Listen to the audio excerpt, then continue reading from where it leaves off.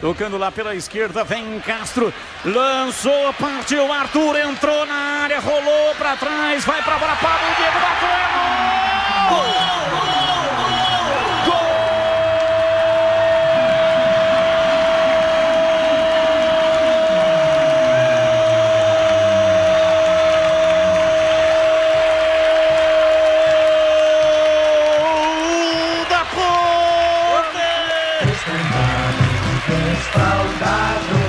Na marca de 1 minuto e meio, segundo tempo, numa arrancada extraordinária, beira dentro do campo pela esquerda, rolou, Arthur penetrou e fez o cruzamento na área, Pablo Diego ajeitou e pé canhoto, bateu firme, mandou lá dentro, a bola bateu no fundo do gol do CRB e fez Pablo Diego, artilheiro, uma confiança inabalável para fazer a rede balançar. A bola gosta de rede, é de rede que a bola gosta. É a torcida vibra, vibra, da pele até o osso. Dani Ponte Preta, Dani Macaca, Dani Ponte Preta, Dani Macaca. Vem comigo nessa alvinegra! Olha o grito do povo!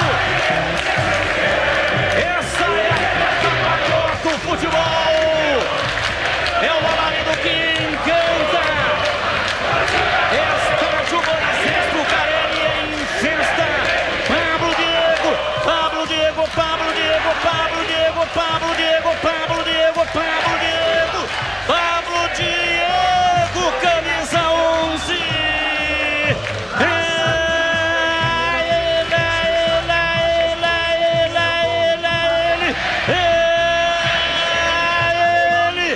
O autor do gol amplia no majestoso. Ponte Preta 2, CRB 0. Examada Ponte Preta, a sua nação junto, jogando de maneira espetacular. Ponte Preta 2, CRB 0. E o detalhe do gol é São Vladimir Catarino. Não tinha forma melhor de começar o segundo tempo do que marcando gol. Uma jogada que começou lá atrás com o Tomás Kaique. Depois da descida na velocidade com o Arthur pela esquerda, teve liberdade, entrou na área e rolou para trás. Pablo Diego bateu forte no cantinho, o goleiro Júlio César ainda tocou nela, mas não impediu que ela entrasse.